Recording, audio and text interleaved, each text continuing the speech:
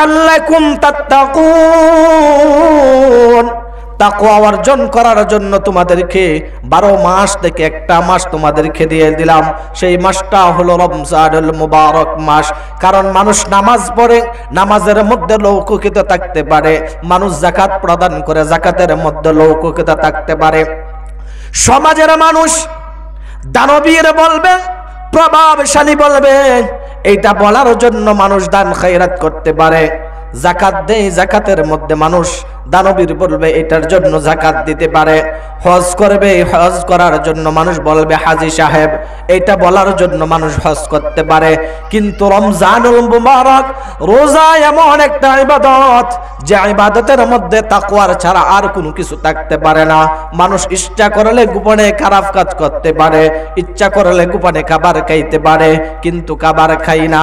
কারণটা হইল আল্লাহ পাক রব্বুল আলামিন বলেন, রোজাদার যখন রোজা রাখে, ইচ্ছা করলে অনেক কাজ, অনেক গর্হিত কাজ করতে পারে, কিন্তু করে না। সমাজের মানুষ দেখবে এটা তার অন্তরের মধ্যে আসে না। তার অন্তরের মধ্যে আমি আল্লাহ পাক রব্বুল আলামিনের পরিচয়, আমি আল্লাহ তাআলার ভয় তার অন্তরের মধ্যে আসে। তাকওয়া হলো এটাই। তাকওয়া তো এই জিনিসটার নাম, যে জিনিসটা তার অন্তরের মধ্যে এমন ভাবে এফেক্ট করে যে তার কলবের মধ্যে আসে। দুনিয়ার কোনো মানুষ দেখতেছে না ঠিকই, কিন্তু আল্লাহ পাক রব্বুল আলামিন তো দেখতেছে।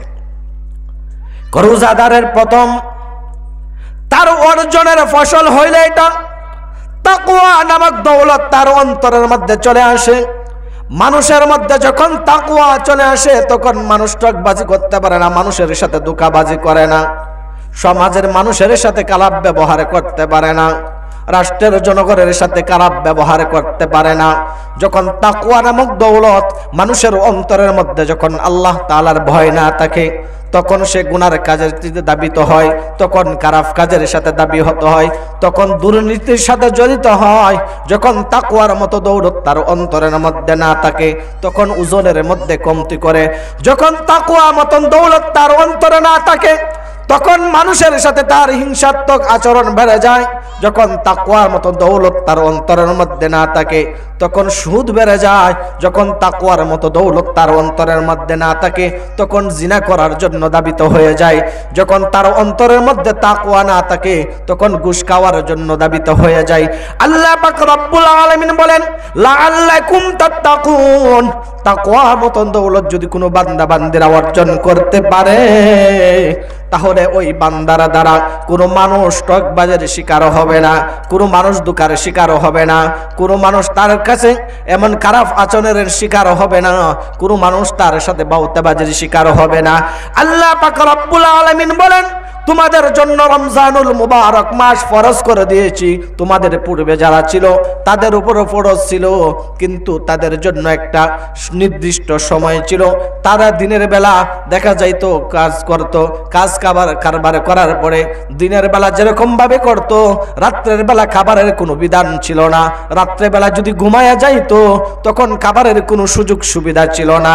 আল্লাহ পাক রব্বুল আলামিন বলেন, বান্দা তোমাদের জন্য আমি রোজা ফরজ করে দিয়েছি। দিনের বেলা খাবে না, কিন্তু রাত্রের বেলা তোমাদের জন্য ঘুমানির পরে একবার একটা অংশের মধ্যে খাবারের ব্যবস্থা রয়েছে। ঘুমানির পরে তোমাদের একটা সুযোগ রয়েছে, 6 ভাগের 1 ভাগের মধ্যে 2 থেকে 3 ঘন্টা অথবা সারা রাত্রে খাবারের ব্যবস্থা হয়েছে। কিন্তু পূর্বে একটা সময় ছিল যে সময়ের মধ্যে খাবারের কোনো ব্যবস্থা ছিল না।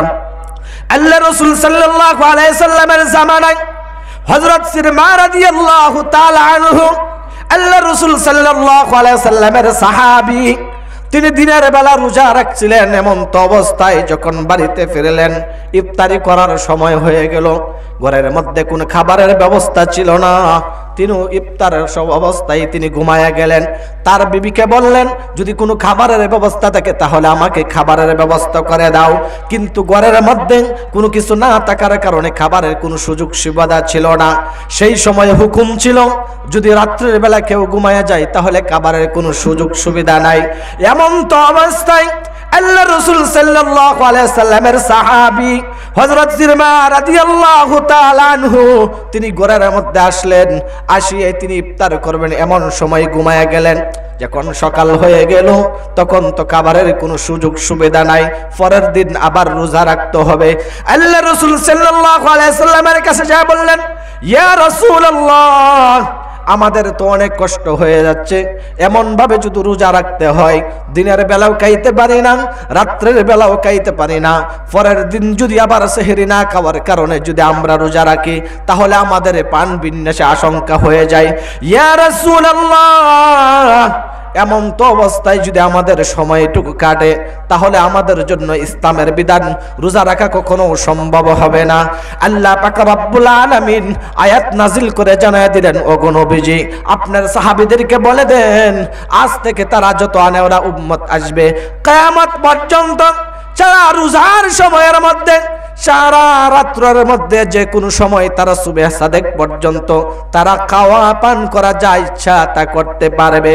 আজ থেকে এই হুকুম আমি জারি করে দিলাম, আপনার উম্মতদের জন্য যেন কষ্ট না হয়ে যায়। নবীজি, আপনি আপনার উম্মতদেরকে বলে দেন, আজ থেকে তারা সুবহ সাদেক পর্যন্ত খাবারের ব্যবস্থা থাকবে। এই জন্য আমার সম্মানিত ভাইরা, পূর্বেকার জামানায় এমন একটা সময় ছিল তাদের যখন ঘুমায় যাবে, ঘুমানোর পরে আর খাবারের সুযোগ সুবিধা ছিল না, কারণ ঘুমাইলে তাদের খাবার শেষ, খাইতে পারবে না। কিন্তু আল্লাহ পাক রব্বুল আলামিন আমাদের জন্য সুযোগ করে দিলেন যে রাত্রে ঘুমানোর পরে সে উঠবে, সুবহ সাদেক পর্যন্ত যতটুকু সময় থাকবে, সুবহ সাদেক পর্যন্ত যতটুকু সময় থাকবে ততটুকু সময়ের মধ্যে সে খাইতে পারবে। এই জন্য তো আমরা খাইতেছি। আল্লাহ রাসূল সাল্লাল্লাহু আলাইহি সাল্লাম বলেন, শুধু খাবে তা না, খাবারের মধ্যেও তাদের জন্য সব রয়েছে। কেমন সব? রমজানুল মুবারক মাসের এক একটা সবের পরিমাণ হইল যে অন্যান্য মাসের তুলনায় এই মাসের মধ্যে যদি কোনো একটা নফল কোনো ব্যক্তি পালন করে তাহলে এই নফলটাকে আল্লাহ পাক রব্বুল আলামিন ফরজ সমতুল্য তাকে সব দিয়ে দিবেন। সুবহানাল্লাহ। এবং যদি কোনো ব্যক্তি যদি একটা ফরজকে সে আদায় করে তাহলে ওই ফরজটার হুকুম হইল 70টা ফরজের সমতুল্য সব তার আমলনামা দেওয়া হবে। সম্মানিত আমার ভাইরা, এত গুরুত্বপূর্ণ মাস পাওয়ার পরেও যদি এই মাসকে আমরা গুরুত্ব না দেই, মর্যাদা না দেই, এই মাসের মধ্যে যদি আমরা সবটুকু অর্জন করতে না পারি তাহলে আমাদের মতো হতভাগা আর কেউ হইতে পারে না। আল্লাহ রাসূল সাল্লাল্লাহু আলাইহি ওয়াসাল্লাম একদিন মসজিদে নববীর মধ্যে বসলেন, এমন সময় সাহাবীদেরকে ডাকলেন। সাহাবীরা সামনে আসলেন, আসা মাত্রই তিনি সিঁড়ির মধ্যে পা রাখলেন, পা রাখিয়া তিনি আল্লাহু আকবার বললেন। আল্লাহু আকবার বলার সাথে সাথে তিনি আমিন শব্দটুকু উচ্চারণ করলেন। দ্বিতীয় সিঁড়িতে তিনি পা রাখলেন, পা রাখা বললে তিনি আমিন বললেন। তৃতীয় সিঁড়ির মধ্যে যখন পা রাখলেন তখনও তিনি আমিন বললেন। এমনি ভাবে একবার, দুইবার, তিনবার আমিন শব্দ যখন উচ্চারণ করলেন, নামাজ শেষ করার পরে সাহাবীরা হইচই করতেছিলেন। তখন আল্লাহ রাসূল সাল্লাল্লাহু আলাইহি সাল্লাম বুঝতে পারলেন, জিজ্ঞাসা করলেন, ইয়া আমার সাহাবীরা, কি ব্যাপার? অন্য দিনের মতো তো আজকে তোমাদেরকে দেখি নাই। সাহাবীরা বললেন, ইয়া রাসূলুল্লাহ, আমরা যতদিন আপনার পিছে নামাজ আদায় করেছি, আজকে যে চিত্রগুলো অবলোকন করেছি এই বিষয়টা আর কোনোদিন দেখি নাই। আপনি যখন প্রথম সিঁড়িতে পা রাখলেন, রাখিয়ে আপনি আমিন বলেছেন। দ্বিতীয় সিঁড়িতে যখন পা রাখলেন তখন আপনি আমিন বললেন। তৃতীয় সিঁড়িতে যখন আপনি পা রাখলেন তখন আমিন বললেন। এইটা তার কোনোদিন দেখি নাই, কোন সময় এমন তো হয় নাই, কিন্তু আজকে যেটা ব্যতিক্রম দেখলাম, ব্যাপারটি কি ইয়া রাসূলুল্লাহ? আল্লাহ রাসূল সাল্লাল্লাহু আলাইহি সাল্লাম বলেন, আমি যখন প্রথম সিঁড়িতে পা রেখেছি, জিবরাইল আমিন আমাকে একটি সংবাদ দিয়েছে, এই সংবাদের সমর্থনে আমি আমিন বলেছি। দ্বিতীয় সিঁড়িতে যখন আমি পা রেখেছি, রাখা মাত্রই আমাকে একটা সংবাদ দেওয়া হইল, ওই সংবাদটাকে সমর্থন করে আমি আমিন বলেছি। তৃতীয় সিঁড়িতে যখন আমি পা রাখলাম তখন আমাকে একটি সংবাদ দেওয়া হইল, সংবাদের সাথে সাথে আমি আমিন বলে সমর্থন করেছি। ও আমার সাহাবীরা, আমিন বলার সমর্থন করার উদ্দেশ্য হইল জিবরাইল আমিন আমাকে একটা সংবাদ দিয়ে দিল। প্রথম সংবাদ হইল, প্রথম সংবাদের মধ্যে আমাকে শোনানো হয়েছে, ইয়া রাসূলুল্লাহ, ইয়া হাবিবাল্লাহ, আজকে যে দিনটা চলতেছে, সামনে একটা মাস আসতেছে, সেইটা হলো রমজানুল মুবারক মাস। রমজানুল মুবারক মাস পাওয়ার পরে যার জীবনের গুনাহ মাফ করাইতে পারলো না, তার মতন হতভাগা আর কোনো ব্যক্তি হইতে পারে না। জিবরাইল আমিন যখন আমাকে এই সংবাদ শোনাইলো, শোনানোর সাথে সাথে আমি সমর্থন বলে আমি আমিন বলেছি। দ্বিতীয়বার যখন দ্বিতীয় সিঁড়িতে পা রেখেছি, দ্বিতীয় সংবাদ ছিল দুনিয়ার মধ্যে কোনো ব্যক্তি, কোনো মানুষ তার বাবা মা অথবা দুইজন থেকে একজন পাইল, তাদেরকে খেদমত করিয়া যে ব্যক্তি জান্নাত ওয়াজিব করাতে পারে না, তার মতো হতভাগা আর কেউ হইতে পারে না। জিবরাইলের কথার সাথে আমিন বলে আমি সমর্থন করেছি। তৃতীয় সিঁড়িতে যখন পা রেখেছি, আমাকে একটা সংবাদ দেওয়া হইল, ইয়া রাসূলুল্লাহ, ইয়া হাবিবাল্লাহ, যে ব্যক্তি আপনার নাম শুনেল, আপনার নাম শোনার পরে সাল্লাল্লাহু আলাইহি সাল্লাম দুরূদ শরীফ আপনার উপর পড়ে নাই, তার মতো হতভাগা, তার মতন কৃপণ কেউ হইতে পারে নাই। জিবরাইলের এই কথার মধ্যে দিয়ে আমি সমর্থন বলে আমিন বলেছি। তিনটে যখন বদ্ধ করেছেন, ওই দোয়ার মধ্যে আমি আমিন বলে সমর্থন করেছি।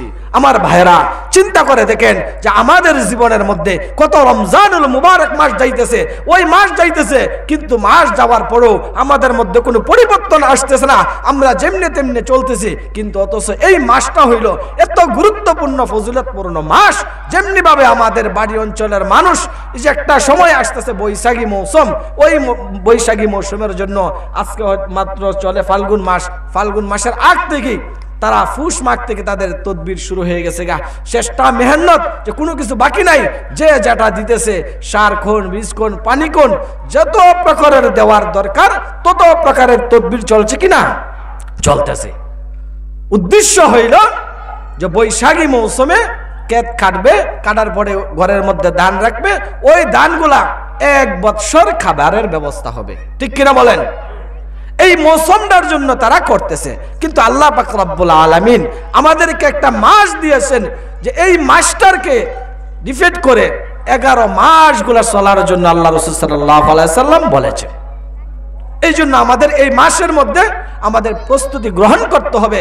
সামনে যে মাস আসতেছে সেই মাসটার নাম হইল রমজানুল মুবারক মাস, যেই মাসের মধ্যে ইমানদার মুমিন বান্দাদের জন্য একটা মৌসুম, যেরকম ভাবে ব্যবসায়ী ভাইয়েরা রমজান আসলেই তাদের একটা সিজন হয়ে যায়, যে রমজানের ঈদ আসতেছে, ঈদুল ফিতর আসতেছে, ওই মাসের মধ্যে আমাদের কিনা কাটা বাড়ে যাবে। কিন্তু ইমানদার যারা হবে তাদের আমল জন্য বাড়ানোর জন্য আল্লাহ রাসূল সাল্লাল্লাহু আলাইহি সাল্লাম বলেন, আহসু হিলাল শাবান লিরমাদান, যখনই তোমরা শাবান মাসের চাঁদ দেখেছো তখন থেকে তোমরা গণনা শুরু করো, সামনে মাস যেটা আসতেছে রমজান মাস, সেই মাসের জন্য তোমরা অপেক্ষা থাকো, ওই মাসের মধ্যে যেন তোমরা শতভাগ নেক অর্জন করতে পারো, ঠিক কিনা বলেন? তাহলে আমাদের করার দরকার কিনা? দরকার। যেহেতু আমাদের সামনে একবারে নাকের ডগাই মাসটার নাম হইল রমজান মাস। আজকে শনিবার যাচ্ছে, আগামী শনিবারে হয়তো তারাবি হবে ইনশাআল্লাহ। কিন্তু এই মাসের মধ্যে কয়টা দিন আছে, অনেক মানুষ দুনিয়া থেকে চলে যাবে। গত বছর যারা ছিল এরা কি এবছর আছে? অনেকেই নাই, অনেকেই নাই। আগামী বছর রমজানটা যে পাবো এটারও কোনো বিশ্বাস নাই। কিন্তু এই জন্যই এই মাসটাকে আমাদের গুরুত্ব দিতে হবে।